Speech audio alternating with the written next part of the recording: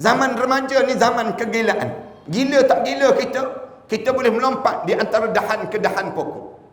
Kita boleh bergayut di antara pokok-pokok tersebut. Kita boleh menyeberangi sungai yang berarus deras. Rambut dia gila-gila, bercakap gila-gila, ye yo dia bercakap.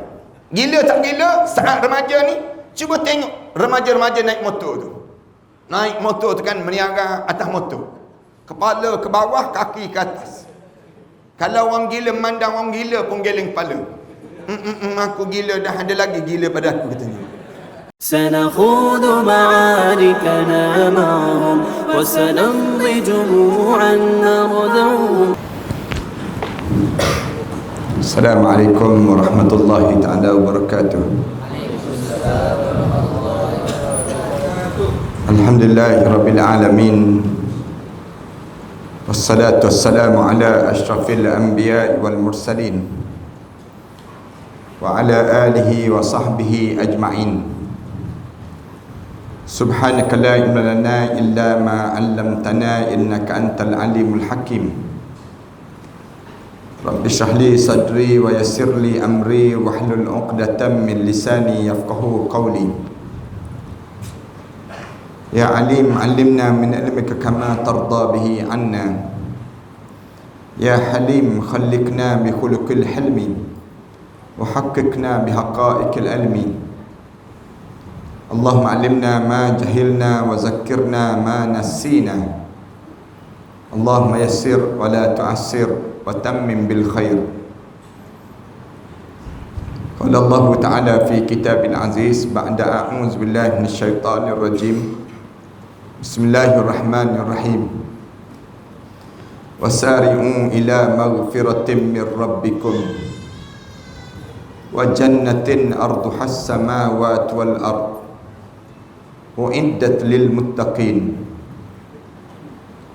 Berlari dan berkejaranlah kamu untuk kamu mendapatkan keampunan terhadap dosa-dosa yang pernah kamu lakukan sebelum daripada ini. Kerana sesungguhnya Allah telah menyediakan syurga seluas di antara langit dan juga bumi. Syurga ini disediakan bagi mereka yang bertakwa kepada Allah. Surah Al-Imran ayat 133. Yang dihormati Ustaz Pengurusi Majlis, yang dihormati Imam, Pengurusi dan Ahliatan Kuasa Surau, pimpinan-pimpinan di semua peringkat, para alim ulama, para asatizah, muslimin dan muslimat sekalian. Pertamanya, marilah sama-sama kita mengaturkan rasa syukur yang tak terhingga kita kepada Allah di atas nikmat panjangnya umur yang Allah telah kurniakan pada kita ini. Dengan kita syukur ini, mudah-mudahan Allah tambahkan lagi umur kita, kerana kita sentiasa sebut, sentiasa diajar, la in syakartum la azidannakum. Kalau sekiranya kamu bersyukur dengan apa yang nikmat yang aku bagi pada kamu ini, akan kami tambahkan lagi kebaikan untuk diri kamu. Lalu belajarlah untuk kita sentiasa bersyukur di atas panjangnya umur kita. Satu nikmat yang besar yang Allah bagi pada kita ialah masa yang kita diberi peluang sebegini. Lebih-lebih lagi lah syukur kita kerana Allah pilih kita untuk menjadi tetamu kepadanya di saat mana orang lain tidak dipilih oleh Allah. Datang bertamu sekejap di antara maghrib dan isyak ini. Mudah-mudahan bila kita dipilih oleh Allah untuk menjadi tetamu kepada Allah ini, kita juga akan dipilih oleh Allah untuk menjadi tetamu kepada Allah di akhirat nanti. Sebab alim ulama sentiasa sebut bahawa sesiapa yang dia tak pernah menjadi tetamu kepada Allah di dunia ini, jangan dia bermimpi untuk dia menjadi tetamu kepada Allah di akhirat nanti. Alhamdulillah, kita sentiasa ingat pesanan Rasulullah sallallahu alaihi wasallam. Rasulullah pesan pada kita, kalau sekiranya kamu berjalan di atas dunia itu, kemudian kamu ternampak taman pada taman-taman syurga, Rasulullah pesan pada kita, farta' biha. Rasulullah kata, ambillah kesempatan untuk kamu duduk di taman-taman syurga itu. Lalu sahabat-sahabat tanya Rasulullah, taman syurga tu apa dia ya Rasulullah? Di dunia ni ada ke taman syurga Rasulullah? Rasulullah sebut majalisil ilm. Majlis ilmu katanya Rasulullah. Majlis ilmu tu taman pada taman-taman syurga. Lalu kita syukur pada Allah, alhamdulillah Allah pilih kita. Di saat mana orang lain Allah tak pilih, kita pun datang bukan tujuan untuk kita nak habiskan masa, tidak. Tapi kita datang majlis ilmu sebegini dengan tujuan untuk kita berbekal, membuat bekalan yang sentiasa diseru setiap hari Jumaat. Ingatkan pada kita, watazawwadu, berbekallah dalam hidup kamu, fa inna khairaz zadit taqwa. Kerana sebaik-baik bekalan dalam hidup kamu ialah kamu bertakwa kepada Allah. Yang ni disebut tiap-tiap hari Jumaat nak suruh kita ni sentiasa berbekal. Majlis, bila kita datang ke majlis ilmu begini, tujuan besar pada kita supaya bekalan kita ni semakin banyak dan semakin banyak. Kenapa dia kita kena berbekal dalam hidup kita ini? Tuan-tuan semua tahu bahawa orang nak berjalan, nak pergi satu tempat yang jauh, yang tak pernah sampai, kita mesti buat bekalan. Orang yang disebut dengan orang yang dia dalam hidup dia tak pernah sampai di Mekah, tentulah dia buat bekalan untuk pergi ke Mekah. Mesti ada bekalan pada mereka tersebut. Demikian juga perjalanan hidup kita ini Allah tak jadikan untuk di dunia saja. Tetapi lepas pada kita hidup di dunia ini, sekejap lagi kita akan hidup satu alam yang jauh lebih besar daripada alam yang kita tinggal sekarang. Alam apa yang kita akan sampai sekejap lagi dipanggil alam barzakh. Alam barzakh ni alam yang mula kita berjalan untuk ke akhirat. Satu perjalanan yang jauh lebih hebat daripada perjalanan untuk kita hidup di dunia ini. Lepas pada sekarang kita baru hidup di alam kedua. Kita hidup di alam kedua ni dipanggil alam fana, alam yang hancur. Kullu man 'alaiha fan. Semua yang ada atas dunia ni akan hancur. Wa yabqa wajhu rabbika dzil jalali wal ikram. Yang kekal ialah Allah yang punya ketinggian dan kemuliaan. Kita pernah hidup di alam yang pertama sebelum daripada ni kan. Alam pertama dipanggil alam kandungan ibu. Alam ini alam yang pernah kita hidup sebelum daripada ini. Saya yakin tak ada seorang pun di kawasan Keramat ini ataupun di AU 12 ini, AU berapa ni? AU 1. Tak ada seorang pun di kawasan ini sebut, saya keluar daripada buluh betung Ustaz. Saya tak keluar daripada perut ibu, saya keluar daripada buah labu Ustaz. Mungkin satu ketika dahulu ada orang sebut demikian. Tapi sekarang tak ada dah orang nak sebut dia tak keluar daripada kandungan ibu. Semua di kalangan kita pernah hidup dalam kandungan ibu. Lepas ada kita hidup kandungan ibu, kita hidup di alam kedua ini. Alam kedua ni dipanggil alam fana, alam yang hancur. Lepas ada kita hidup di alam kedua ni, kita akan hidup lagi alam yang ketiga.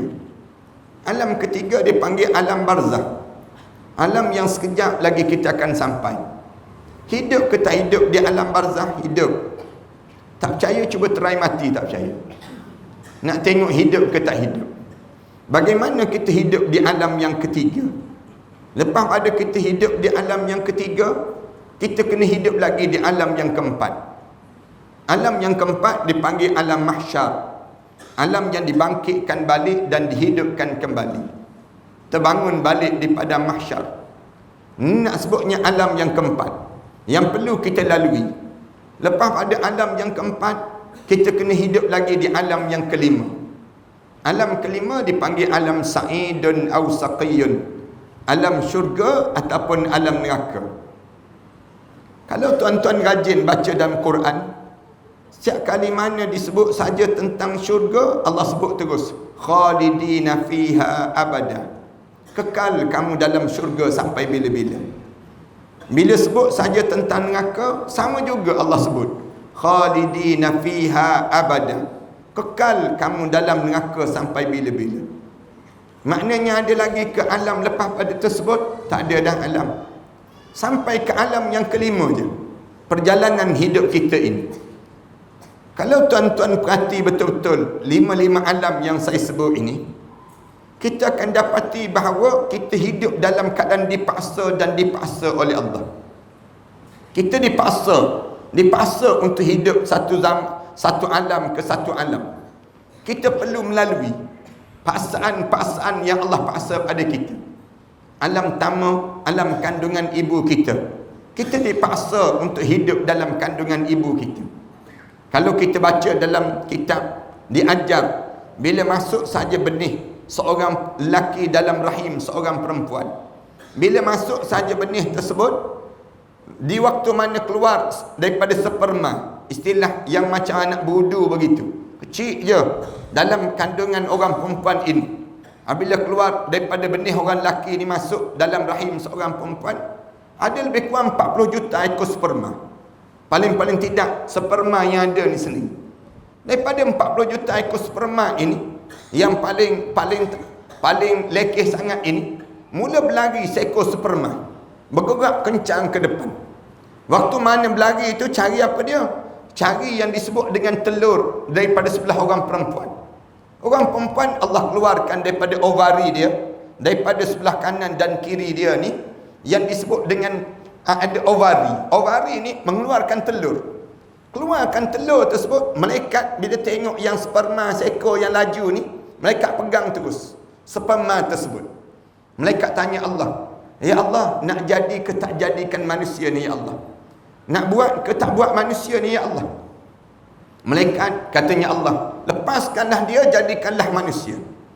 Bila lepas saja dia tersebut, lalu tercantum terus sperma dengan yang disebut dengan ovum yang keluar daripada ovari orang perempuan ini, telur orang perempuan ini, cantum terus melekat. Telur tadi melekat yang dibentuk dengan nama istilah sains dipanggil zygote, dalam istilah agama dipanggil nutfah, summa alaqah, summa mudghah dalam istilah agama. Dalam istilah sains dipanggil zygote. Kemudian kamu jadi embrio, kemudian kamu jadi fetus. Tuan-tuan faham ke tak faham? Buat-buat faham lah senang kata. Nampak macam termenung je. Tapi yang ni disebut dalam kitab pun disebut sama. Kejadian. Bila tercantum saja, hiduplah kita dalam kandungan ibu. Hidup tersebut, peringkat awal Allah jadikan kita. Cukup 4 bulan 10 hari, datang malaikat. Malaikat mula datang, mula tiup roh. Tiup roh dalam kandungan orang perempuan ini sendiri. Bila tiup roh, mula bergerak. Waktu mana tiup roh tu Allah arahkan, fayunfakhu fihi ruh. Tiup roh, wahai malaikat. Malaikat pun tiup roh. Bila tiup roh, wa yu'maru bi arba'i kalimat. Tulis terus, orang yang nak hidup ni malaikat, tulis tentang 4 perkara tentang diri dia. Nak hidup ni malaikat, kamu tulis. Yang pertama, kamu tulis bikatbi rizki. Kamu tulis tentang rezeki orang yang nak hidup ni malaikat. Dia nak hidup ni, dia ni dapat berim ke tak dapat berim, dia panggil. Dia ni dapat basah ke tak dapat basah. Senang bahasanya. Orang ni dapat beasiswa ke tak dapat beasiswa. Rezeki dia macam mana, datang daripada mana. Tulis terus malaikat tentang hidup dia ni. Hidup kita ni Allah dah tulis rezeki kita. Wa fis samaa'i rizqukum wa ma tu'adun. Di arasy Allah telah ditulis semua rezeki-rezeki kamu dan apa yang telah dijanjikan oleh Allah untuk diri kamu. Kita tak tahu ni depan kita ni macam mana, depan kita ni ada rezeki ke tak ada rezeki orang. Setiap di kalangan kita ni Allah dah siap dah. Rezeki kamu begini, banyak ni, banyak ni. Sampai satu ketika bila Allah habiskan rezeki kita, matilah kita. Itu kaedah dalam hidup ini sendiri. Rezeki ni sekadar ini, sekadar ini. Beza dengan makhluk binatang. Binatang Allah tentukan zikir dia berapa banyak. Manakala manusia Allah tentukan rezeki dia berapa banyak. Tulis tentang rezeki seseorang. Sehingga kan Islam larang jangan makan rasuah. Islam larang jangan dengki dengan orang. Islam larang jangan sihir orang, jangan buat khianat pada orang. Kerana setiap di kalangan kamu dah ditulis rezeki berapa banyak untuk diri kamu. Ini cara Islam ajar dalam hidup. tulis tentang rezeki seorang. Yang kedua, malaikat, kamu tulis orang yang nak hidup ni, kamu tulis tentang pada diri dia. Yang kedua, wa ajalih, ajal dia, di mana, ketika mana dan bagaimana perjalanan hidup dia ni, macam mana dia mati, kamu tulis malaikat. Orang ni mati kemelangan ke, mati dalam keadaan jatuh pokok ke, mati lemas ke, mati hilang dengan kapal-kapal terbang ke, mati yang bagaimana, kamu tulis malaikat seorang ni sendiri. Yang ketiga, malaikat yang nak hidup ni kamu tulis. Yang ketiga apa dia? Wa amalih, amalan dia, kahwin dengan siapa, anak berapa orang, kemudian tinggal di mana, kerja apa dia, kamu tulis malaikat orang yang nak hidup ini sendiri. Satu Islam larang jangan kita belajar ilmu tilik. Jangan jumpa dengan tukang tilik. Jangan percaya pada tilikan. Jangan jumpa dengan tukang yang disebut orang yang meramal nasib seseorang. Jangan dalam hidup. Kita ni kan dulu kecil-kecil dahulu, kawan-kawan kita suka sangat tilik kita kan. Pegang telapak tangan kita ni, tekan kat sini, keluar 2 biji, 2 orang anak lah tu dia sebut. Tekan pula kat sini, keluar lagi 2 biji, 2 lagi dia sebut. 4 orang. Tengok sekarang 8 orang anak kita.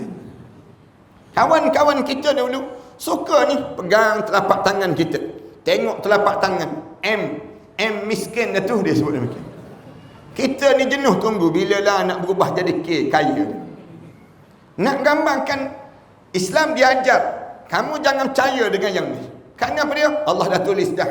Dia panggil qada, ni qada yang mubram, qada yang boleh berubah dalam hidup seseorang. Kemudian yang keempat, malaikat, kamu tulis orang yang nak hidup ni. Kamu tulis terus orang yang nak hidup ni, sama ada dia di kalangan ahli syurga ataupun dia di kalangan ahli neraka. Tulis malaikat orang yang demikian. Ini nak sebut ni. Kemudian kita hidup dalam kandungan ibu. Hidup dalam kandungan ibu seronok ke tak seronok? Seronok. Siapa yang tak seronok hidup di atas dalam kandungan ibu kan? Berjalan tak kena tambang, duduk dalam aircon 24 jam. Kita ni makan free, tak kena fikir minyak naik ke turun dipanggil. Dalam kandungan ibu, seronok dalam kandungan ibu. Dalam seronok dalam kandungan ibu, Allah paksa kita keluar daripada perut ibu kita. Seronok-seronok kita tak naklah keluar, sukalah duduk dalam kandungan ibu. Dalam keadaan seronok tu, Allah paksa kita keluar kamu daripada kandungan ibu kamu.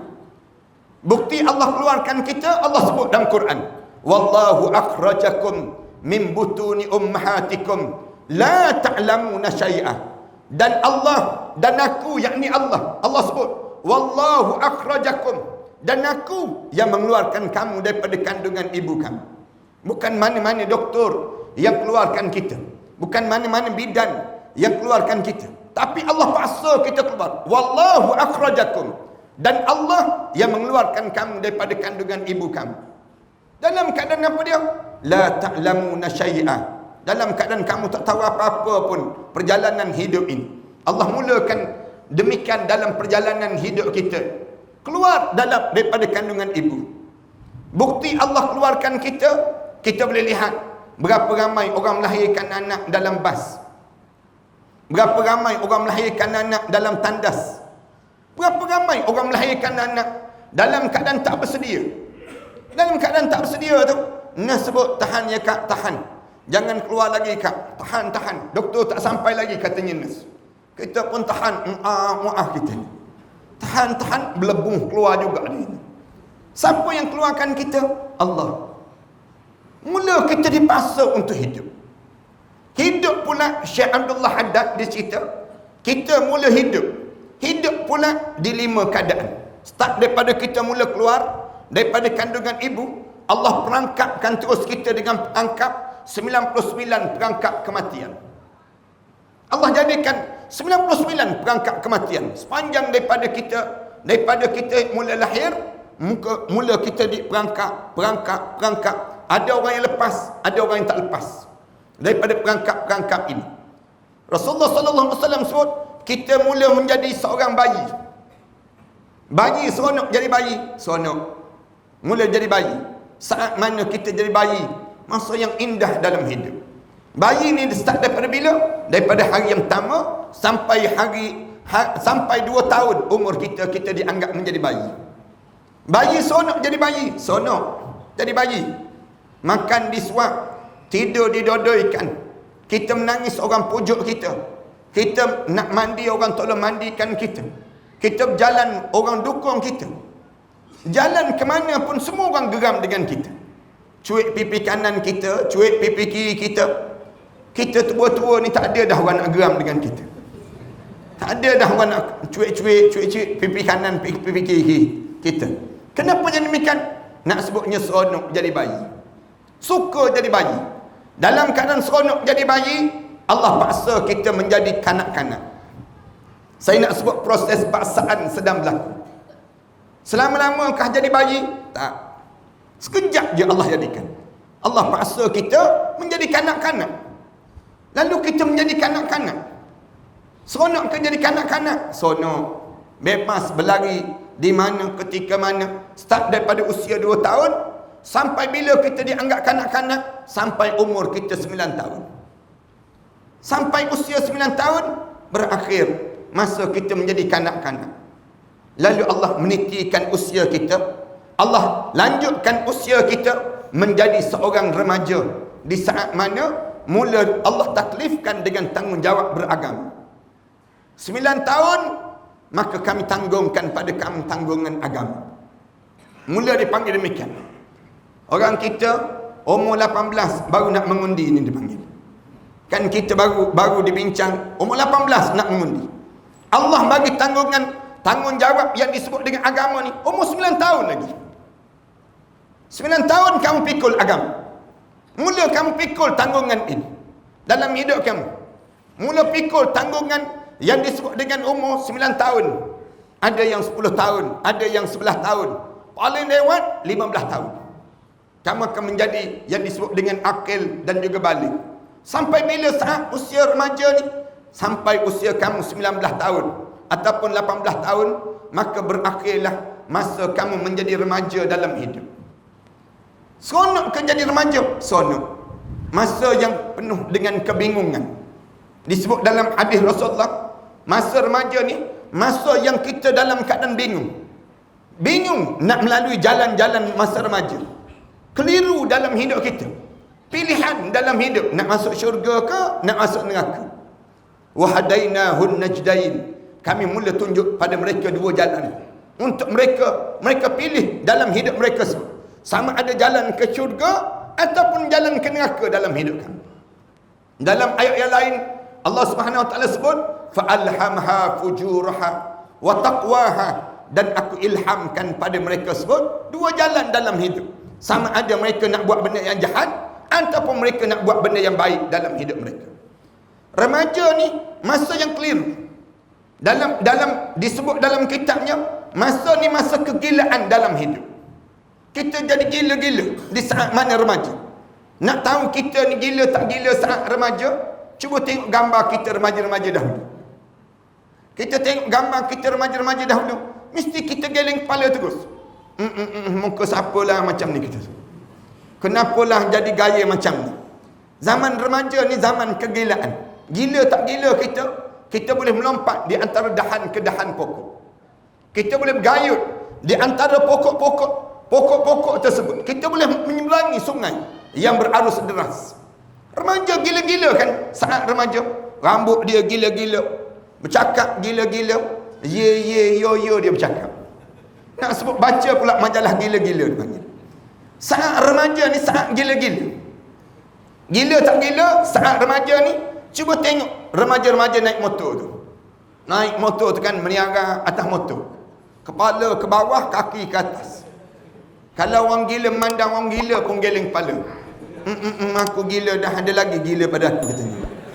Nak sebutnya saat remaja zaman kegilaan. Tapi di saat remaja kegilaan ini sekejap je Allah lalu.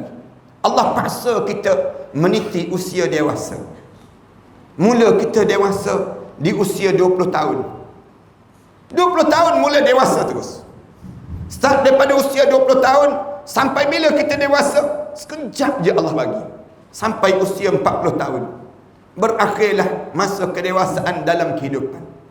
20 tahun je masa Allah bagi. Masa dewasa ni di antara 20 tahun sampai usia 40 tahun. Lepas pada usia 40 tahun, kita tidak dianggap dewasa dah. Kita mula meniti usia yang disebut dengan tua dalam hidup. Kita mula menjadi tua. Jangan salah dengan perangkap-perangkap musuh. Musuh dia menganggap bila kita usia 40 tahun, beginning of life, katanya mereka semua. Ni baru peringkat permulaan. Tak. Disebut bahawa usia 40 tahun sampai usia 60 tahun, kamu mula melalui peringkat yang disebut dengan tua, peringkat awal dalam Islam. Rasulullah pesan banyak kali, berhati-hati bila kala mana sampai usia 40 tahun. Bila usia 40 tahun, biasanya dia lepas daripada perangkap-perangkap kematian. Siapa yang sampai usia 40 tahun, dia dah lepas dah perangkap-perangkap yang besar saat kematian dalam hidup ni. Tetapi Allah lanjutkan lagi usia dia sampai usia 60 tahun. Bila sampai usia 60 tahun, sampai usia 60 tahun ni, dia tidak dianggap tua sangat dah. Tetapi sampai usia 60 tahun, usia confirm mati dipanggil begitu. Kita mula mati. Bermula daripada usia 60 tahun sampai usia 70 tahun, umru ummati baina 60 wa 70. Rasulullah sebut umur umat aku di antara 60 tahun hingga 70 tahun. Mula kita dianggap tua yang sebenar. Tua yang sebenar terus. Tua ni ada orang nak jadi tua? Tak ada orang nak jadi tua. Tapi Allah paksa jadi tua juga. Setengah-setengah orang, kalau orang panggil dia pakcik, marah kan? Apa pakcik-pakcik? Abang lah dia sebut demikian. Kena abang tu lepeh terus dia.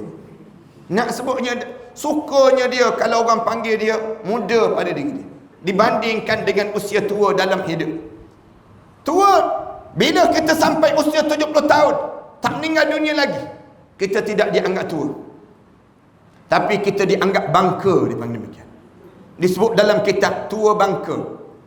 Tua bangka ni start daripada 70 tahun, dia tidak akan melebihi sampai 150 tahun. Tak ada lagi setakat ni orang yang pergi umur dia lebih pada 150 tahun. Dalam sejarah hidup manusia lepas pada zaman Nabi Muhammad sallallahu alaihi wasallam.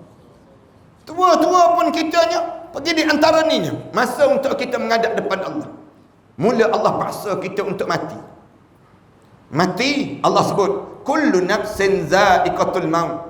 Tiap yang nyawa akan merasai kematian. Fa innama tuwaffawna ujurakum yaumal qiyamah. Semua gaji-gaji kamu aku simpan untuk hari kiamat nanti. Segala bonus kamu semua tunggu di akhirat nanti. Faman zuhzi'anin nar wa udkhilal jannah faqad faz. Siapa yang berjaya dipesongkan daripada neraka Allah dan dimasukkan ke dalam syurga Allah, faqad faz. Orang inilah orang paling berjaya sepanjang dihidup di atas dunia dahulu. Lalu Allah sebut wa mal hayatud dunya illa mata'ul ghurur. Segala nikmat yang ada di dunia ni semua mata'ul ghurur, semua nikmat yang sekejap dan penuh dengan tipu daya dalam hidup kami. Kemudian kita mati. Mati itu berakhir ke perjalanan hidup? Tak lagi. Tak berakhir lagi. Bila start kita mula mati, bila roh kita mula keluar daripada mata kita. Saya tak bercadang nak cerita tentang mati. Tapi bila tanya bila bermulanya kematian seseorang, bila roh mula keluar daripada mata kita. Bila keluar saja, ada dua je bekas. Sama ada bekas yang warna hitam ataupun bekas yang warna putih. Bekas tersebut mula naik dibawa oleh malaikat. Penjaga langit yang pertama akan tanya, roh siapakah ini? Lalu dijawab, roh fulan bin fulan, roh fulan binti fulan. Bila sebut saja begitu, penjaga langit yang pertama sebut terus, beruntunglah dia hidup dalam keadaan saleh dan mati dalam keadaan saleh. Mudah-mudahan kita insya-Allah. Bila naik saja penjaga langit yang kedua tanya, penjaga yang ketiga tanya, naik menghadap depan Allah, Allah sebut, tentukan dia di kalangan ahli syurga illiyin. Mudah-mudahan kita juga insya-Allah. Bila sebut saja begitu, turun terus roh kita, berdiri di hujung kepala masing-masing. Yang bekas yang warna hitam yang besar ini, bila keluar saja daripada biji mata ni, masuk dalam bekas yang warna hitam tu, bau busuk, Allah sajalah yang tahu. Masuk, dicantum, kemudian ditarik naik, diheret naik. Penjaga langit yang pertama tanya, roh siapa kat ini? Lalu dijawab, roh fulan bin fulan, fulanah binti fulan. Bila sebut saja begitu, penjaga langit yang pertama sebut, celakalah roh ini, hidup dalam keadaan jahat, mampus pun dalam keadaan jahat. Kemudian naik langit yang kedua, ketiga, sampai menghadap depan Allah. Allah sebut, tentukan dia dalam neraka sijin. Na'udzubillah min dzalik. Bila sebut neraka sijin, turun terus roh, mula berdiri di hujung kepala masing-masing. Kita mula nampak siapa yang datang untuk nak mandikan jenazah kita. Kita boleh rasa saat mana orang usap tu badan kita. Kita rasa kucupan di atas dahi kita oleh anak-anak kita dan pasangan hidup kita. Kita boleh rasa saat mana orang buka butang baju kita. Kita boleh rasa saat mana orang mandikan jenazah kita. Kita sebut pada pemandi jenazah, perlahan-perlahan sakit mati tadi belum habis lagi. Kita mula hidup di alam yang ketiga yang disebut dengan alam barzakh. Kita diusung, kita boleh bilang berapa orang yang datang nak solat jenazah kita. Bila sampai saja jenazah kita sampai ke kubur, letak saja jenazah kita di kubur, di dekat dengan kubur kita ni, berdiri dua orang malaikat munkar dan nakir, warna hitam kebiru-biruan, untuk memulakan perjalanan hidup di alam yang ketiga yang disebut dengan alam barzakh. Kita dipaksa tuan-tuan masuk dalam kubur. Bila turun saja, masuk saja dalam kubur, pengalaman yang pertama kita akan rasa pengalaman kena himpitan kubur. Pom sekali. Pom sekali tersebut, Allah sajalah yang tahu. Himpitan kubur, bukan azab kubur, himpitan kubur. Himpitan kubur ni Rasulullah sebut, tak ada seorang pun di kalangan umat aku yang boleh terlepas daripada himpitan kubur. Kalau ada di kalangan umat aku yang boleh terlepas daripada ad-dagan, himpitan kubur, nescaya setiap bayi-bayi yang lahir itu, meninggal dunia itu, pasti mereka akan terlepas daripada himpitan kubur. Bayi pun tak terlepas daripada himpitan kubur. Rasulullah sallallahu alaihi wasallam sebut, kalau ada di kalangan umat aku yang boleh terlepas daripada himpitan kubur, nescaya Sa'ad bin Mu'az lah orang yang pertama yang boleh terlepas himpitan kubur. Sa'ad bin Mu'az pun tak terlepas. Sa'ad bin Mu'az di antara sahabat Rasulullah, waktu mana dia gugur syahid, bergegar arasy Allah, menangis para malaikat Allah. Waktu mana diusung jenazah Sa'ad bin Mu'az, diiringi seramai 70,000 para malaikat Allah Subhanahu wa taala. Waktu mana turun saja jenazah Sa'ad bin Mu'az di dalam kubur, disebutnya bila turun saja jenazah Sa'ad bin Mu'az, kena sekali, pum sekali tersebut menjadi halus selai rambut, kata Rasulullah sallallahu alaihi wasallam. Sa'ad bin Mu'az kemudian menjadi renggang kembali. Sa'ad bin Mu'az baru kena himpitan kubur itu sendiri. Bertanya pada keluarga Sa'ad bin Mu'az, kenapa Sa'ad bin Mu'az kena himpitan kubur juga? Amalan apa yang menyebabkan dia terkena himpitan kubur? Lalu keluarga Sa'ad bin Mu'az jawab, Rasulullah bagi tahu pada kami, kerana dia tak bersih air kencingnya. Tak bersih air kencingnya. Bila sebut saja begitu, sahabat-sahabat tanya lagi, yang dimasukkan tak bersih air kencing itu maksud apa dia? Lalu dijawab, Sa'ad bin Mu'az, dia satu ketika, katanya keluarga Sa'ad bin Mu'az, dia pulang daripada permusafiran, dia kencing sambil berdiri. Kencing sambil berdiri itu yang menyebabkan tak bersih air kencing dia. Kerana sebab itulah yang dia terkena himpitan kubur. Sekali dia terkencing sambil berdiri tersebut. Allah kencing sambil berdiri sekali. Kita kencing sambil berdiri berapa kali dah kita? Tu kencing sambil berdiri, yang kena kencing. Nak sebutnya gambaran bagaimana kena himpitan kubur ini. Nak gambarkan pada kita ni himpitan kubur. Pengalaman yang pertama yang dilalui dalam hidup kita. Bila turun saja dalam liang lahat, bau tanah depan muka kita. Dengar suara bawah telinga ni. Bunyi tanah-tanah yang diturunkan. Tutup liang lahat kita ni, bunyi tanah-tanah yang turun. Mula hidup di alam yang ketiga yang disebut dengan alam barzakh. Saya tak cadang nak cerita yang ni. Habis saja perjalanan hidup di alam barzakh, bangkit di alam yang keempat. Dipaksa bangun di padang mahsyar Allah. Bila bangun saja, masing-masing mendengar satu pertanyaan di kalangan masing-masing. Man ba'athana min marqadina. Siapa yang bangunkan kita daripada tempat tidur kita? Elok semalam kita tidur, lalu sekarang kita tanya balik, siapa yang bangunkan kita? Lalu masing-masing dengan satu jawapan, hadza ma wa'ada ar-rahman wa sadaqal mursalun. Inilah yang telah ditentukan, yang telah dijanjikan oleh Allah yang bersifat Ar-Rahman, dan benarlah Rasul-Rasul dahulu. Bangun kita di alam yang keempat ini, lalu mula dikepung.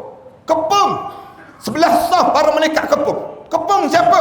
Kepung manusia dan juga jin. Turun malaikat ni kepung. Ya ma'syaral jinni wal ins, in istata'tum an tanfudhu min aqtaris samawati wal ard fanfudhu la tanfudhuna illa bisultan. Wahai puak-puak jin dan juga manusia. Jin dan juga manusia. Siapa yang rasa nak lari sekarang? Lari sekarang. Lari sekarang, katanya Allah. Allah cabar, cuba kamu lari sekarang. Fanfudhu la tanfudhuna illa bisultan. Tak ada seorang pun yang boleh terlepas daripada kepungan ini kecuali yang telah dilepaskan oleh Allah Subhanahu wa taala. Allah mula cabar demikian. Atas dunia dahulu kan bukan main lagi kamu. Banyak je alasan. Orang ajak jom pergi dengar ceramah malam ni. Malam ni tak boleh lah. Malam ni malam terakhir rumah terbuka, dia jawab demikian. Malam ni tak boleh lah. Malam ni ada pasar malam lah dia suruh. Malam ni tak boleh lah. Semuanya alasan. Sampai di akhirat Allah cabar. Lari sekarang. Cuba kamu lari sekarang. Fanfudhu. Lari kamu sekarang. Aku nak tengok kamu lari. La tanfuzuna illa bisultan. Tak ada seorang pun yang boleh lepas kecuali yang dipaksa oleh Allah. Yang dilepaskan oleh Allah. Bila lepas saja sampai pada mahsyar, masuk dalam syurga, kemudian terhumban ke dalam neraka, disembelih mati di antara syurga dan neraka. Mati pun mati, maka hiduplah sampai bila-bila orang dalam syurga, dan hiduplah sampai bila-bila orang dalam neraka. Dan summa la yamutu fiha wa la yahya. Nak kata hidup tak hidup, nak kata mati pun tak mati orang dalam neraka Allah Subhanahu wa taala. Saya sebut pada tuan-tuan, ni perjalanan, rentetan yang kita nak lalui. Bila masa yang paling penting dalam hidup kita? Ni masa kita hidup sekarang. Hidup sekarang ni masa yang paling penting. Bila Allah bagi peluang untuk kita hidup ni, kita kena tanya, sebenarnya kita hidup ni kita kerja apa dalam hidup? Dalam hidup kita ni kita nak apa dia? Tuan-tuan cuba tanya jalan-jalan sekali dalam hidup tuan-tuan. Tuan-tuan turun pagi balik gelap, turun pagi balik gelap, tiap-tiap hari dalam hidup ni, tuan-tuan kerja apa dalam hidup? Yang sampai mengah dalam hidup kita ni, sampai letih hidup kita ni begini. Cuba tanya, kita kerja apa dalam hidup kita? Sampai baca Quran pun tak boleh. Sampai semayang pun entah ke mana. Sampai Islam pun tidak didokong dalam hidup kita. Sebenarnya kita nak apa dalam hidup? Cuba tanya jangan-jangan sekali di kalangan kita. Berkejaran tiap-tiap hari ni, turun pagi balik gelap, turun pagi balik gelap. Ada setengah-setengah orang tak tahu nak baca Al-Quran, tak pernah jumpa dengan para alim ulama, tak kenal pun para asatizah dalam hidup ini, tak kenal pun para alim ulama. Hidup ni mencaci maki je para alim ulama dalam hidup ni. Cuba tanya sikit, kamu kerja apa dalam hidup? Kamu nak apa dia dalam hidup ini? Ni anak-anak kita ni yang menghafal Quran ni, kita tanya, kamu nak apa kamu menghafal Quran dalam hidup kamu? Ada yang jawab, saya ni ustaz, saya turun pagi balik gelap, turun pagi balik gelap, saya nak harta biar banyak ustaz. Yang jawab ni, dia jama' amalahu wa addadah. Jama' amalan wa addadah. Jama' amalan wa addadah. Hidup dia kumpul harta benda, kemudian dikira harta benda dia sebanyak mungkin. Hidup dia dalam keadaan hidup nak harta je dalam hidup. Orang tanya, kamu turun pagi balik gelap, turun pagi balik gelap, nak apa? Nak harta ustaz. Kenapa kamu nak dapat harta? Kamu rasa kamu mulia ke hidup bila kamu ada harta di sisi Allah? Allah muliakan hidup kita ni bila kita banyak duit ke? Baru kita jadi mulia dalam hidup. Ada yang jawab, ustaz, dia kata saya ni kalau duit banyak, orang pandang terus. Kalau tak ada duit, orang tak pandang saya ustaz. Terikat dengan kata-kata manusia kan, no money no talk disebut. Money is power. Duit menjadi kuasa. Harta benda menjadi nilai ukur dalam hidup ini. Datang Rasulullah sallallahu alaihi wasallam. Rasulullah mula ajar, jangan kamu muliakan orang kerana harta. Siapa-siapa yang jumpa dengan orang kaya, dia hormat orang kaya kerana kaya orang tersebut. 2/3 agama dia sudah dileburkan di sisi Allah. Allah hancur leburkan agama dia. Jangan kita ingat bila orang tu duit banyak, kita respect pada dia. So hebat kamu, duit kamu banyak. Tak, Allah tak muliakan kita dengan duit yang banyak. Kalau duit yang banyak menjadi nilai ukur di sisi Allah, mana kaya kita dengan kayanya Qarun. Qarun jauh lebih kaya di sisi Allah dibandingkan dengan kita. Kaya tak kaya Qarun, yang bawa anak kunci gedung kekayaan Qarun sebanyak lebih kurang 400 ekor kuda. Yang bawa anak kunci je baru, bukan bawa harta lagi. Bawa anak kunci je baru, bawa anak kunci gedung kekayaan Qarun. Tapi bagaimana Allah jadikan pada Qarun? Allah tenggelamkan Qarun dengan harta-harta yang dimiliki oleh Qarun sedalam 70 hasta ke dalam muka bumi ini. Setiap kali ke mana terbit matahari, tenggelam 70 hasta dalam muka bumi. Terbit lagi matahari, tenggelam lagi 70 hasta dalam muka bumi. Datang orang Melayu kita, sibuk buat program mencari harta Qarun, dia panggil begitu. Elok Qarun tenggelam, kita sibuk cari. Hidup ni mengejar apa dalam hidup kita? Ada yang jawab, saya tak kejar harta lah Ustaz. Habis kamu kejar apa? Saya kejar tahta, disebut demikian. Saya kejar kuasa. Orang kita nak pada kuasa ni berebut di kalangan kita. Jawatan bukan besar sangat pun. Jawatan kecil je. JKKKKKKKK. Jawatan paling halus berebut. Berebut nak pegang jawatan. Orang tanya kenapa nak pegang jawatan? Bila saya ada jawatan, saya jadi mulia.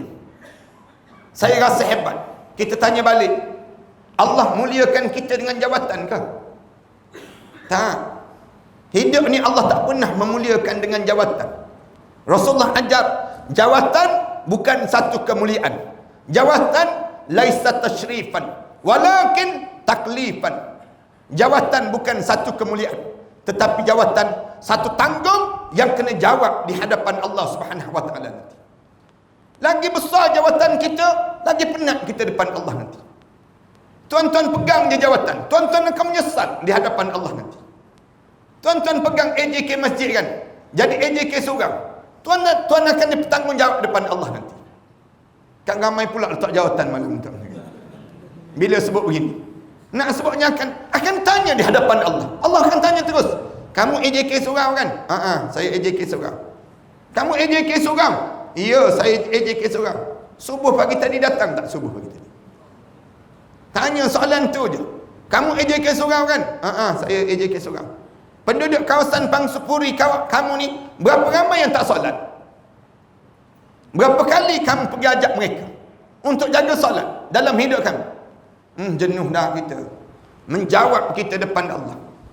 Nak jawab tu baru bahagian sebut, belum lagi tanggungjawab yang lain. Bayangkan di akhirat nanti, suami melarikan diri daripada isteri, isteri melarikan diri daripada suami. Yauma yafirrul mar'u min akhihi wa ummihi wa abihi wa sahibatihi wa banihi likulli imri'in minhum yauma idzin sya'nun yughni. Hari suami melarikan daripada isteri, adik-beradik melarikan dengan adik-beradik yang lain. Berjumpa tu, masing-masing sebut, engkau jangan mengaku engkau isteri aku. Isteri pula sebut, engkau jangan mengaku engkau suami aku. Anak-anak sebut pada mak ayah dia, engkau jangan mengaku engkau bapa aku. Bapa pula sebut pada anak, engkau jangan mengaku engkau anak aku. Likulli imri'in minhum yauma idzin sya'nun yughni. Hari masing-masing memikirkan macam mana nak lepas diri masing-masing menghadap depan Allah. Lagi besar jawatan kita, lagi penat kita depan Allah. Rasulullah ajar demikian. Bila Abu Dzar Al-Ghifari datang, minta dengan Rasulullah, ya Rasulullah, kenapa kamu tak lantik aku jadi pemimpin ya Rasulullah? Orang lain semua kamu lantik ya Rasulullah, aku tak jadi pemimpin, kenapa Rasulullah? Rasulullah jawab terus, ya Abu Dzar, innaka dhaif, innaha amanah, wa innaha yaumal qiyamati nadamah. Wahai Abu Dzar, kamu tu lemah, kamu tu lemah. pegang tanggungjawab, pegang tanggung ini yang kamu kena jawab di hadapan Allah nanti. Kebanyakan orang yang pegang jawatan semua menyesal di hadapan Allah, kecuali orang yang boleh tunaikan tanggungjawab dia. Rasulullah cerita dengan perkara demikian. Nak sebutnya apa dia? Jangan rasa mulia bila kita jadi CEO. Jangan rasa mulia bila kita dilantik menjadi pengarah syarikat itu, pengarah syarikat ini. Jangan kita rasa mulia bila kita dah dilantik menjadi OCPD, menjadi besar jawatan kita, kapten dan sebagainya. Jangan rasa mulia, kerana semua tersebut merupakan satu tanggung yang kena jawab di hadapan Allah nanti. Kalau jawatan ini menjadi kemuliaan, mana besar jawatan kita dengan jawatan Fir'aun? Fir'aun kan besar jawatan dia. Besar tak besar jawatan Fir'aun? Sampai peringkat dia mengaku dia Tuhan. Fir'aun bila dia rasa hebat dalam hidup dia, dia sebut ana rabbukumul a'la, aku Tuhan yang paling agung. Waktu mana Fir'aun mengaku dia Tuhan, terkejut Iblis. Iblis terkejut. Katanya Iblis. Ada juga makhluk manusia ni pergi mengaku dia Tuhan, katanya. Aku pun tak mengaku dia Tuhan. Iblis pun sedar diri, senang kata. Iblis sebut ada juga manusia. Kenapa Fir'aun mengaku dia Tuhan? Kerana Fir'aun tak pernah rasa sakit. Fir'aun kencing manis tak pernah kena. Fir'aun darah tak pernah naik tinggi. Fir'aun gaut tak ada gaut. Fir'aun dalam hidup Fir'aun tak pernah dalam hidup Fir'aun bersin pun tak pernah. Disebut dalam satu kitab yang lain, Fir'aun tak pernah menguap dalam hidup ni. Menguap pun tak pernah. Kita ni cuba tunggu kejap-kejap lagi. Tunggu sikit-sikit lagi je, menguap terus tak pernah gaya. Tapi jangan pula tak menguap. Orang tanya kenapa tak menguap? Lawan Fir'aun sekali besar dia. Nak lawan Fir'aun dia. Nak sebut gambaran dalam hidup kita ni. Hidup ni kita kejar apa? Ada yang jawab, saya harta tak kejar, tahta tak kejar. Habis kamu kejar apa? Dia jawab, saya kejar rupa, Ustaz. Rupa. Ni orang kita yang terlampau obses dengan kecantikan, yang sibuk dengan makeup ni, yang nak jaga cantik ni. Malam-malam orang tidur niaga makeup dalam Facebook ni, jual alat-alat kosmetik dalam Facebook, nak suruh jadi cantik ni. Yang perempuan sibuk nak bermuka putih, muka putih lengan hitam legam dia panggil begitu. Nak dalam hidup dia jadi demikian. Yang lelaki sibuk nak berbadan sadu. Nak berbadan sadu. Sadu ni tahu makna dia apa dia? Sasa bodoh dia panggil begitu. Nak sebutnya sadu. Lelaki sibuk nak badan kental. Badan ni biar nampak sasa. Rela tak makan nasi, makan telur 21 biji sehari. Rela pada diri dia tak datang sampai maghrib, main gimnasium, nak betulkan badan ni, nak suruh nampak berketul-ketul badan dia. Tengah malam orang dah tidur, main futsal lagi. Pukul 2 pagi sepak bola futsal lagi. Pukul 1 pagi main futsal lagi. Kita tanya dia, kamu nak sembahyang subuh pukul berapa bro? Kamu nak bangun sembahyang subuh pukul berapa? Kamu ingat ke kamu boleh hidup sampai bila-bila ke? Kamu dengan mati nanti sumbat dengan bola-bola tersebut masuk dalam kubur kamu. Kamu nak bangun sembahyang subuh pukul berapa? Malam nasib kita. Kita dipermainkan oleh mereka itu sendiri. Nak sebutnya gambaran hidup kita ni habis je masa demikian. Untuk apa badan berketul-ketul? Badan ni bila berketul untuk apa? Kita tanya balik, dah badan ni ketul-ketul, nampak ketul ni untuk apa? Dia jawab, untuk pakai seluar dalam, naik atas pentas Ustaz. Tu je kerja dia. Tak ada manfaat langsung dia panggil. Nak tunjuk badan ni, badan berketul-ketul demikian. Islam datang, Islam ajar. Hidup ni jangan kejar dunia. Kalian kejar dunia, kalian akan tertinggal dengan akhirat Allah. Hidup ni kejar syurga. Mengejar syurga mesti menjadi impian setiap kita. Ni tajuk yang kita nak sebut malam ni. Dalam hidup ni mesti kejar syurga, tuan-tuan. Jangan sampai terlepas syurga. Kalau tuan-tuan terlepas syurga, tempat tuan-tuan dalam neraka. Tak ada manfaat tuan-tuan hidup. Untuk apa manfaat hidup? Hidup atas dunia, harta benda banyak, jawatan besar, pengaruh ramai.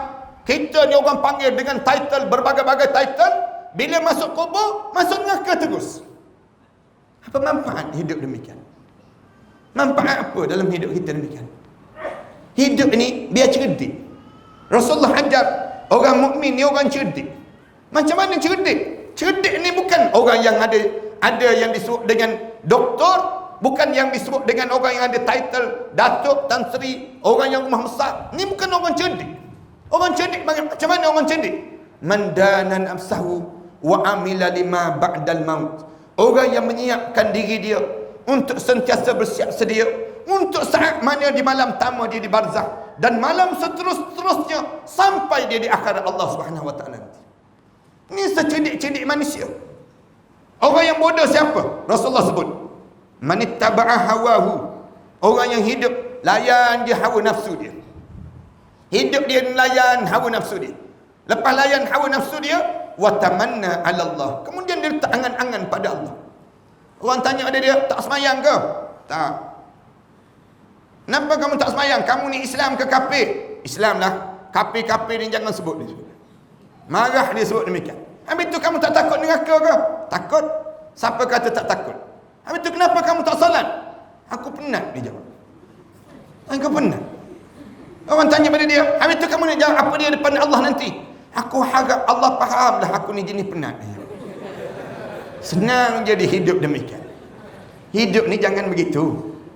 Hidup ni, inilah sebodoh-bodoh manusia. Berusahalah tuan-tuan untuk dapatkan syurga Allah. Kita ni nak tahu kita ni ahli syurga ke tak ahli syurga, senang je dalam hidup. Kalau ada jemaah-jemaah tanya ustaz, habis tu nak kejar-kejar syurga ni, macam mana saya nak tahu saya ni ahli syurga ke tidak ahli syurga? Senang je tuan-tuan. Malam ni tuan-tuan balik ke rumah masing-masing, tuan-tuan pegang tangan orang rumah, pergi duduk jauh-jauh dia sikit daripada anak-anak kita, pergi tepi-tepi longkang biar romantik sikit. Tanya je satu soalan, yang cuba tengok muka abang. Abang ni, kalau abang meninggal dunia malam ni lah, gamak-gamaknya besok abang masuk syurga tak? Tanya je soalan ni. Biar orang rumah memandang atas bawah. Susah juga bang, katanya orang rumah. Nak masuk syurga macam mana? Subuh 7.30 bang. Nak masuk syurga macam mana? Sejak saya kahwin dengan abang ni, saya tak pernah pun khatam Quran depan abang. Semenjak saya kahwin dengan abang ni, saya tak pernah tengok pun abang bangun malam-malam menangis teresa-esa atas tikar sejadah. Kita boleh agak dah. Kita boleh agak terus. Kita ni kalau kita meninggal dunia kan, terbaring je jenazah kita tu, orang rumah kita pandang jauh-jauh je. Tak lepas orang tua ni. Amalan apa yang kita ada dalam hidup kita? Dalam hidup kita ni, biar orang rumah tanya pula, muka air bang, ada harapan tak? Kita memandang 2 kali 5, 5 kali 2 je kita. Lebih kurang sama je kita. Lalu bermula daripada sinilah kita mesti mula mengejar syurga. Siapa nak masuk syurga? Jaga 3 perkara. Jaga 3 perkara je malam ni. Saya nak sebut, siapa nak masuk syurga, jaga betul-betul 3 perkara. Yang pertama, jaga keyakinan hidup dengan Islam. Jangan goyang hidup dengan Islam. Jangan teragak-agak dengan Islam. Yang pertama ni hidup, biar yakin. Semakin tua kita, semakin yakin dengan Islam. Kita tak berpaling daripada Islam. Jangan berpaling tumit dengan Islam. Wala tamutunna illa wa antum muslimun. Jangan kamu mati kecuali saat mana kamu mati, kamu benar-benar seorang Muslim. Muslim maksudnya apa dia? Benar-benar kita terima Islam dalam hidup kita. Islam dalam ekonomi, Islam dalam politik, Islam dalam sosial, Islam dalam kebudayaan, semua sekali Islam.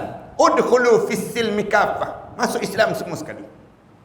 Jangan ambil separuh dan kufur separuh yang lain, jangan. Jangan jadi macam ahlul kitab di kalangan sebelum daripada ni. Sehingga kan Allah tegur di kalangan mereka sebut, afatu'minuna bi ba'dil kitab wa takfuruna bi ba'd. Apakah patut kamu beriman separuh dan kamu kufur separuh yang lain? Islam, bila sebut Islam, saya terima Islam dalam ekonomi Islam. Saya terima Islam dalam pendidikan Islam. Saya terima Islam dalam politik Islam. Jangan pisah-pisahkan, jangan. Tuan-tuan, kalau tuan-tuan pisahkan, tuan-tuan sebut, saya tak terima Islam dalam politik Ustaz. Politik suku, agama suku. Orang kita sebut demikian. Tunggu tuan-tuan. Bila tuan-tuan dekat nak mengucap, dekat nak roh kita ni sampai di halqum, agak-agak tuan-tuan nak sebut macam mana? Roh sampai di halqum je. Rasulullah cerita terus. Syaitan menyamar menjadi arwah ayah kita. Syaitan sebut, anakku, jangan mati dalam Islam. Ni abah. Abah mati dalam Yahudi. Kalau kamu nak saman, kamu mati dalam Yahudi. Kemudian kita cuba mengucap. Syaitan menyamar menjadi arwah ibu kita pula. Dia sebut, anakku, jangan mati dalam Islam, anakku. Ini Ummi. Ummi yang pernah membesarkan kamu. Ni dada ni, dia tunjuk buah dada dia. Dada ni pernah menyusukan kamu. Wahai anakku, jangan mati dalam Islam. Matilah kamu dalam Kristian. Tuan-tuan, syaitan AU 1 ni tuan-tuan. Syaitan kawasan ni tuan-tuan. Dia tak sebut matilah dalam Kristian. Dia tak sebut mati dalam Yahudi tuan-tuan. Tuan-tuan tunggu sikit lagi. Dia tak akan sebut matilah dalam Yahudi. Dia tak sebut. Kerana kita tak pernah kenal Yahudi. Kita tak pernah kenal yang disebut dengan Kristian. Dia akan sebut apa dia? Anakku, matilah kalian dalam Islam liberal, dia sebut demikian. Anakku, matilah kalian dalam Islam nasionalis. Kalian matilah dalam Islam sekularis. Kita dengar Islam juga ni, mati je lah, kita sebut demikian. Ramai mana di kalangan kita tak berkeyakinan dengan Islam, akhirnya dia masuk dalam kubur di saat mana dia tak membawa Islam dalam hidup dia. Jangan tuan-tuan, tak ada siapa yang boleh selamatkan kita bila kita masuk dalam kubur kecuali Islam. Nasionalis tak boleh tolong kita. Sekularis tak boleh tolong kita. Segala ism yang ada semua tak boleh tolong kita. Yang boleh tolong kita ialah yang disebut dengan Islam. Bila kita sebut Islam, terima semua Islam. Jangan kita, saya tak terlibat ustaz. Saya DAP, saya duduk atas pagar, disebut demikian. DAP kan duduk atas pagar. Kita kata, lagi duduk atas pagar, lagi kena cucuk punggung. Nak sebutnya demikian. Jangan hidup demikian. Hidup ni mesti dengan Islam. Segala benda yang kita buat, kita kena tanya. Ekonomi Islam ke tak Islam? Politik Islam ke tak Islam? Dalam hidup kita, kebudayaan Islam ke tak Islam? Segala benda diajar dalam Islam ini sendiri. Berkeyakinanlah dengan Islam untuk masa depan hidup kita ini. Kalau kita tertanggal Islam daripada badan kita ni, tertanggal sikit je Islam dalam hidup kita, habis kosong terus dalam hidup kita. Masuk dalam kubur, Allah cerita, Qul hal nunabbi'ukum bil akhsarina a'mala. Sebut Muhammad, ada di kalangan umat manusia ni, bila masuk dalam kubur, akhsarina a'mala, kosong amalan menghadap depan Allah. Kenapa kosong? Tak semayang ke? Semayang. Tak puasa ke? Puasa. Tapi punca apa dia? Alladzina dhalla sa'yuhum fil hayatid dunya. Sepanjang dia hidup di atas dunia, dia sesat dalam beramal yang disebut dengan ajaran agama tersebut. Wahum yahsabuna annahum yuhsinuna sun'ah. Mereka sangka amalan-amalan mereka itu diterima di sisi Allah. Allah jadikan semua amalan dia itu tidak diterima di sisi Allah, menjadi kosong menghadap di hadapan Allah. Kosong tuan-tuan. Sebagaimana yang disebut dalam hadis Rasulullah sallallahu alaihi wasallam sebut, kam min sha'im laisa lahu illa al-ju' wal 'atash. Berapa ramai orang yang puasa, dia tak dapat apa-apa daripada puasa dia kecuali lapar dan dahaga semata-mata. Rugi dalam hidup dia. Kam min qa'im, berapa ramai orang yang bangun tahajud malam, laisa lahu illa at-ta'ab wan nasab. Dia tak dapat apa-apa kecuali dalam hidup dia dapat letih dan juga lelah yang sepanjang dia dalam keadaan dia bangun tahajud malam tadi. Punca apa dia? Punca kosongnya, punca dia teragak-agak dengan Islam.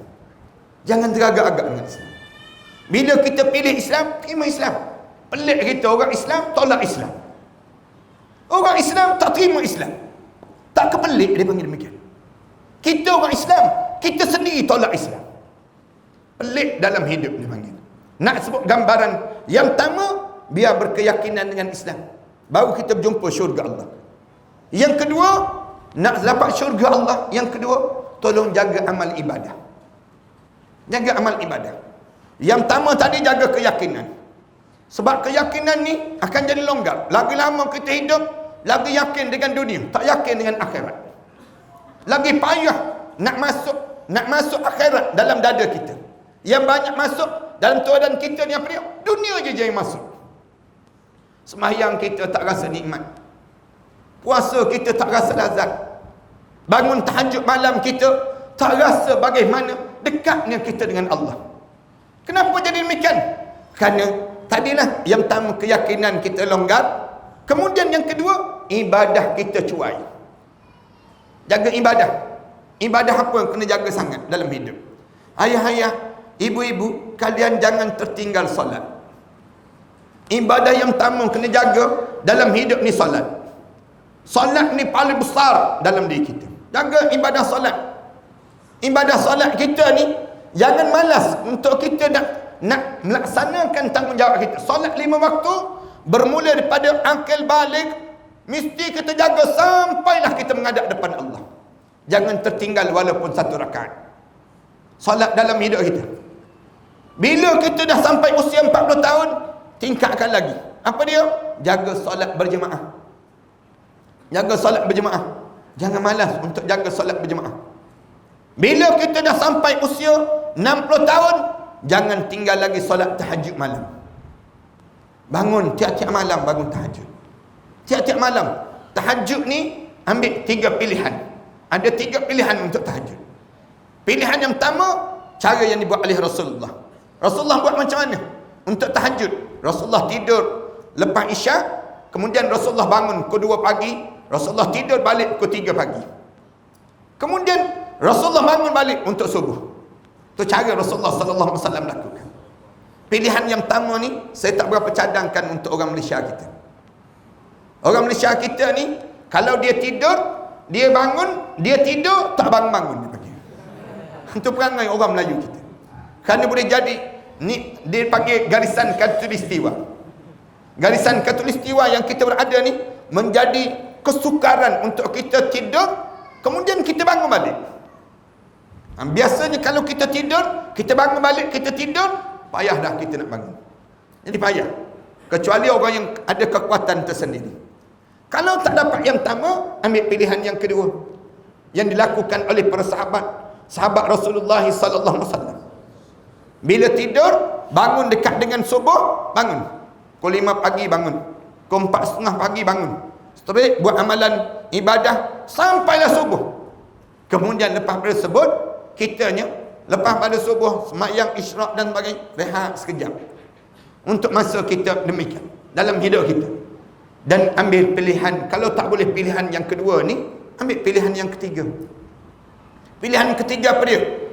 Ada orang yang jenis, dia sebut, ustaz, saya tak boleh bangun tahajud. Saya susah bangun tahajud. Kenapa susah? Saya makan banyak sebelum tidur. Lalu kalau saya makan banyak, saya payah nak bangun. Kita jawab balik pada dia, kalau begitu jangan makan sebelum tidur. Dia jawab, tak makan pun tak bangun ustaz dia. Kalau makan lagi tak bangun, dia sebut demikian. Susah nak bangun. Macam mana tak boleh bangun? Kenapa tak bangun? Tak kunci jam ke? Jam kunci. Jam je bangun. Saya tak bangun-bangun. Kita tanya kenapa tak bangun? Susah sangat ke nak bangun? Kenapa? Alasan apa kamu tak bangun? Dia jawab, memang susah ustaz. Sebenarnya bukan saya je tak bangun. Sebenarnya saya ni sejak berketurunan tak bangun-bangun. Maknanya dia mula menyalahkan keturunan dia. Baik. Mulakan pada kita ambil yang ketiga. Alim ulama sebut apa dia? Mula yang ketiga ni apa dia?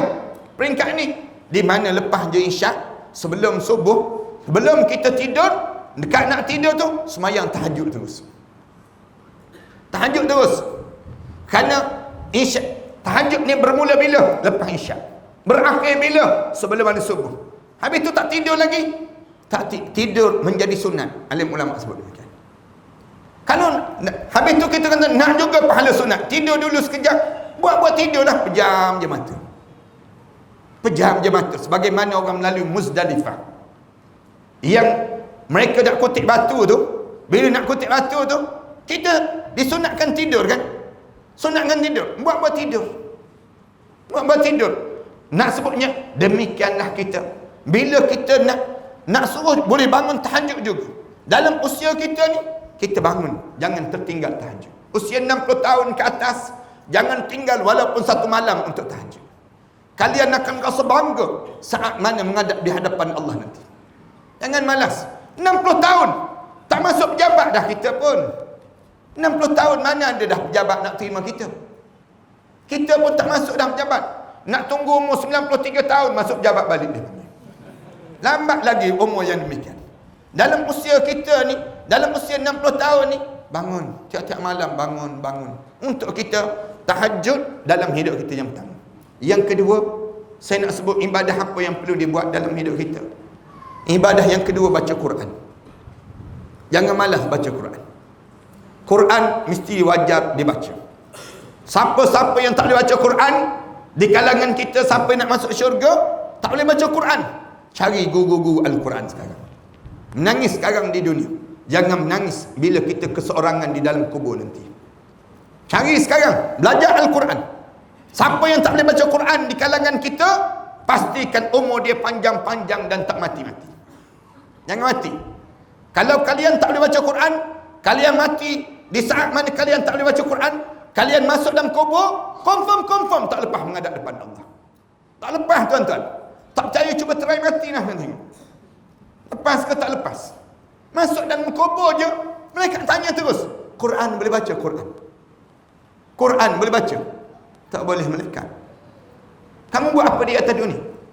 Umur 30 tahun, 40 tahun, 50 tahun, 60 tahun, 70 tahun kamu hidup tergagak, tak boleh baca Quran. Kamu buat apa di atas dunia? Kamu buat apa di atas dunia? Quran tak boleh baca? Tak boleh melekat. WhatsApp boleh. WhatsApp boleh baca, Quran tak boleh baca. Jangan. Siapa yang tak boleh baca Quran, datang jumpa dengan AJK Surau. Jumpa dengan AJK Surau. Bagi tahu pada AJK Surau, tuan, saya tak boleh baca Quran, tuan. Bantulah saya tak nak mati dalam keadaan saya tak boleh baca Quran. AJK Surau jangan pula jawab, sebenarnya saya pun tak boleh baca juga. AJK jangan jawab demikian. Buat malu company je dipanggil. Nak sebutnya, di kalangan kitanya, biar kita saling tolong-menolong. Yang tak boleh baca Quran, istihar terus. Saya tak boleh baca Quran. Senarai ahli qaryah yang tak boleh baca Quran. Senarai ahli qaryah yang dah boleh baca Quran. Ketemukan mereka. Bagi tahu, tuan jumpa dengan orang ni. Ni nombor telefon dia. Tuan belajar dengan orang ni. Rasulullah sebut, khairukum man ta'allamal Quran wa 'allamah. Orang terbaik di kalangan kamu, siapa yang sibuk belajar Quran dan dia mengajar orang lain pula Al-Quran Karim. Tak adalah ilmu yang paling terbaik hidup atas dunia ni, belajar dalam hidup, kecuali Al-Quran. Paling terbaik yang Allah jadikan dalam hidup kita. Jangan tak boleh baca Quran. Kalau tak boleh juga, ada jawab, saya ustaz memang tak boleh ustaz. Kenapa tak boleh? Saya ni benak sikit. Kenapa benak? Makan semut banyak sangat dulu. Bukan semut je, dengan kengga-kengga pun saya makan. Nak sebutnya benak sungguh lah dia. Tak boleh pada diri dia. Kalau tak boleh baca Quran, tolong salin balik Quran.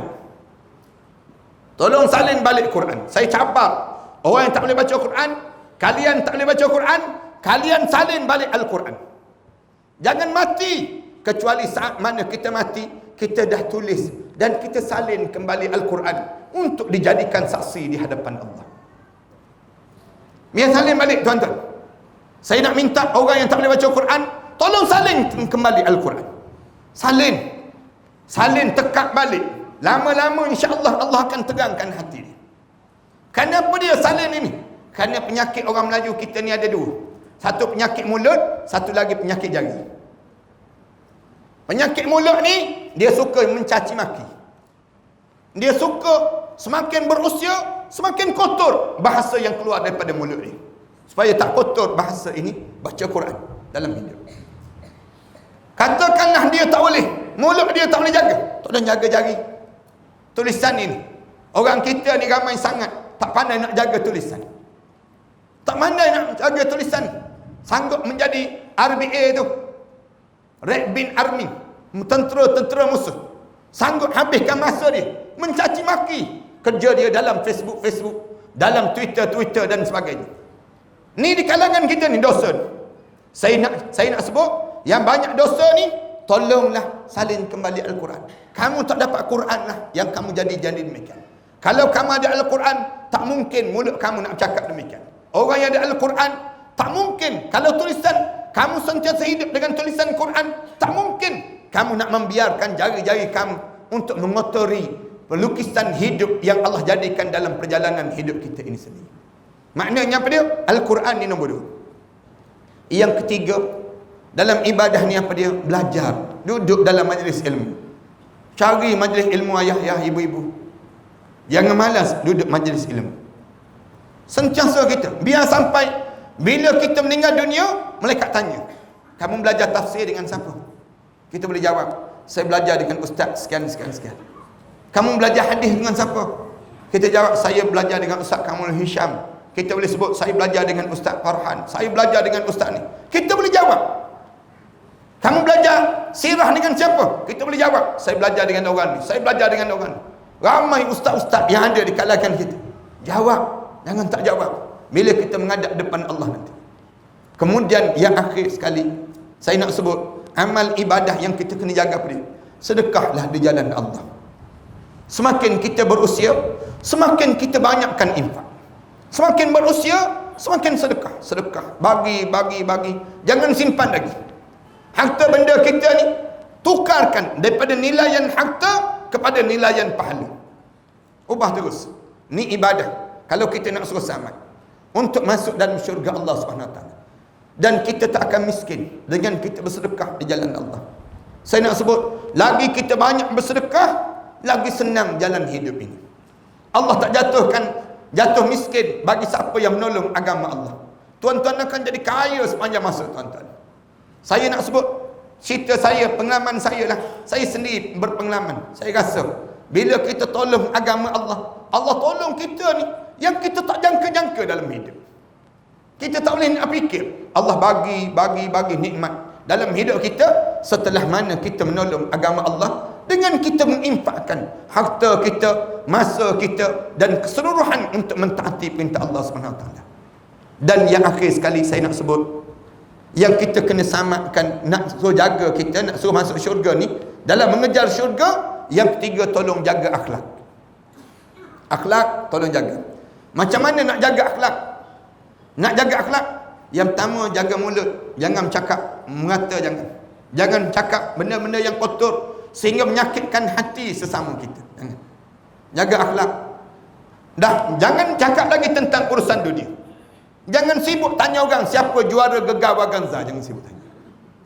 Jangan sibuk tanya soalan-soalan yang melibatkan dengan dunia. Sibuk tanya anak-anak kita, bila Abi meninggal dunia, Umi meninggal dunia, kamu nak ke bumi jenazah Abi dan Umi di mana? Tanya soalan ni pada anak-anak kita. Bila Abah meninggal dunia, siapa nak kapankan jenazah Abah? Tanya soalan ni pada mereka sebut. Bila Umi meninggal dunia, siapa yang nak tunggu atas kubur malam yang pertama, saat mana Umi berseorangan di dalam barzakh? Siapa yang nak baca doa pada Umi? Malam yang kedua, siapa yang nak duduk atas kubur ini? Malam yang ketiga, siapa yang nak tinggal atas kubur? Tanya anak-anak kita demikian. Biar anak kita tanya, kenapa malam ni? Kenapa malam? Malam tak sanggup hantu maklimah balik rumah. Kenapa malam? Kenapa malam ni kita sambung tahun depan pula lah, insyaAllah. Mudah-mudahan Allah panjangkan lagi umur kita dan Allah masukkan kita di kalangan hamba Allah yang saleh. Dan anda tengok tuan-tuan dah betulkan tulang belakang 7 kali dah nak kira. Jadi cukuplah sejam lebih anda bercakap ini.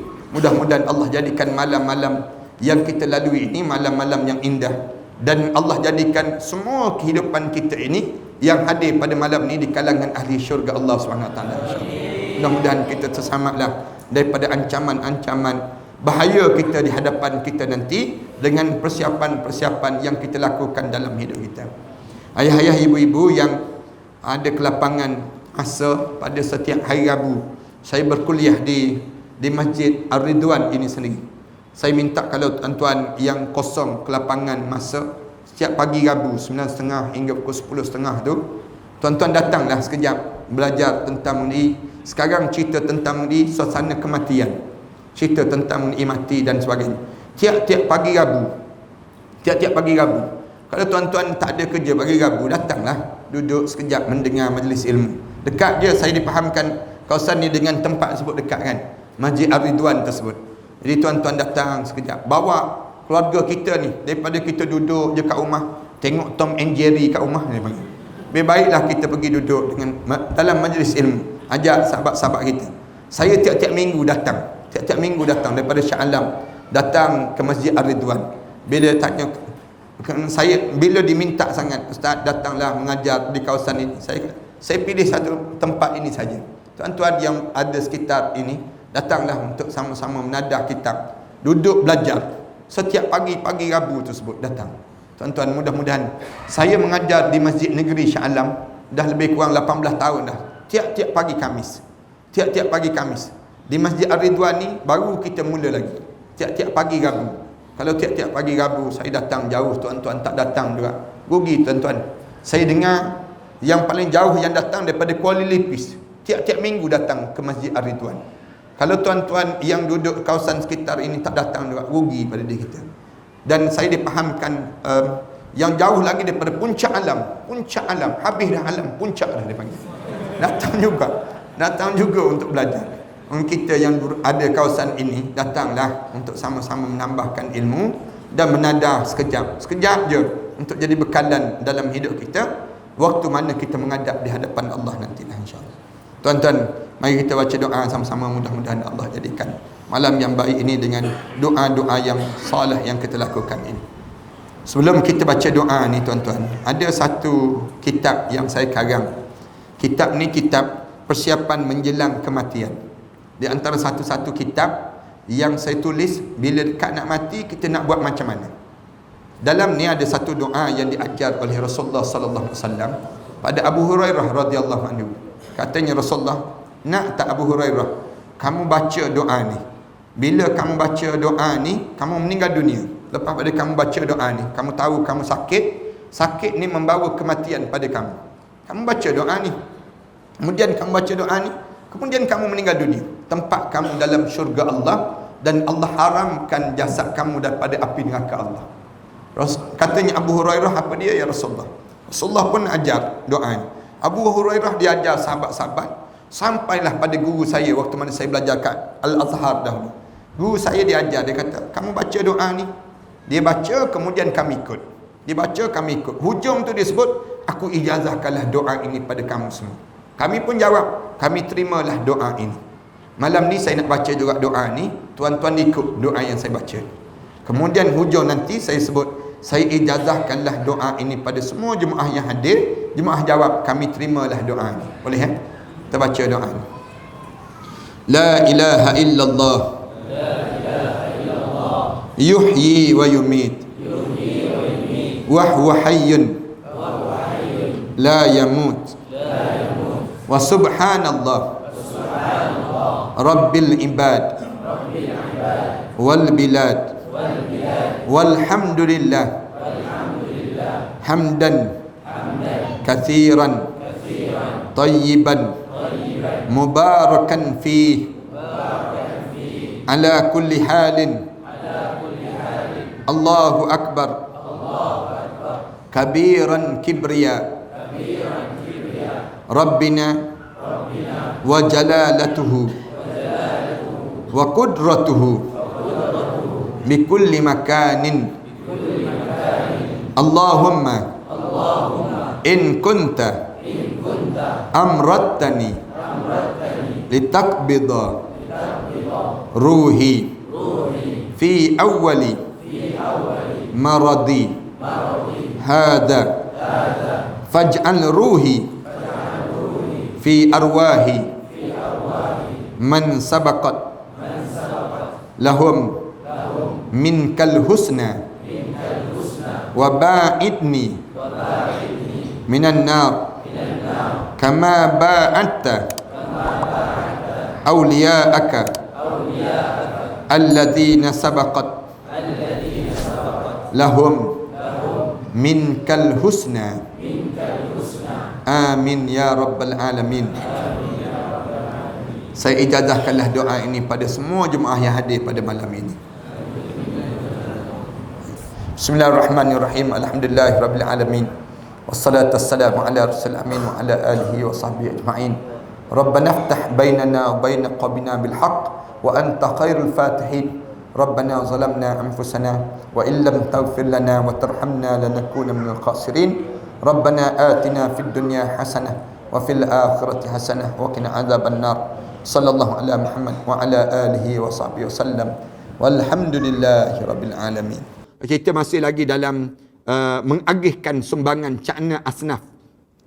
Tuan-tuan yang ada kelapangan, tuan-tuan boleh bantu kami. Saya macam biasalah sejak daripada dah lebih kurang 11 tahun dah kerja-kerja begini. Saya umum. Walaupun ada orang perli, nombor akaun mana nombor akaun? Orang sebut demikian. Macam-macam gaya. Saya sebut, kita buat kerja kerana Allah.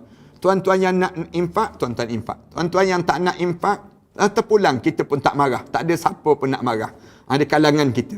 Dan kita buat kerja kerana Allah. Setakat ininya, Alhamdulillah, kita telah bangunkan lebih kurang 5 buah sekolah tahfiz, 6 buah sekolah tahfiz dan 1 college yang sedang kita bangunkan. Alhamdulillah, kita buat kerja dalam hidup kita ni. Mudah-mudahan Allah jadikan kebaikan yang terusan. Antaranya kita sebarkan kit dapur. Tuan-tuan bolehlah masukkan dalam mana-mana akaun Maybank, Matan Center tu. Kemudian lepas pada tersebut, tuan-tuan maklumkan dalam akaun tersebut, bagi tahu pada 0136171941 untuk kita tujuan pengagihan sumbangan tadi, untuk kita nak agihkan demikian. Ada tuan-tuan nak pergi terus ke laman tu Matan Center on pay yang ada dekat skrin tu pun, tuan-tuan boleh tekan yang tu insya-Allah dia akan pergi ke mana-mana akaun yang ada tersebut insya-Allah. Terima kasih semua. Aku qouli hadza astaghfirullah li wa lakum. Wassalamualaikum warahmatullahi taala wabarakatuh. Bismillahirrahmanirrahim. Alhamdulillahirabbil alamin. Wassalatu wassalamu ala asyrafil anbiya'i wal mursalin wa ala alihi wa sahbihi ajma'in. Rabbana iftah bainana wa bain qaumina bil haqq wa anta khairul fatihin. Rabbana zalamna anfusana wa in lam taghfir lana wa tarhamna lanakuna minal khasirin. Rabbana atina fid dunya hasanah wa fil akhirati hasanah wa qina adzaban nar. Alhamdulillahirabbil alamin.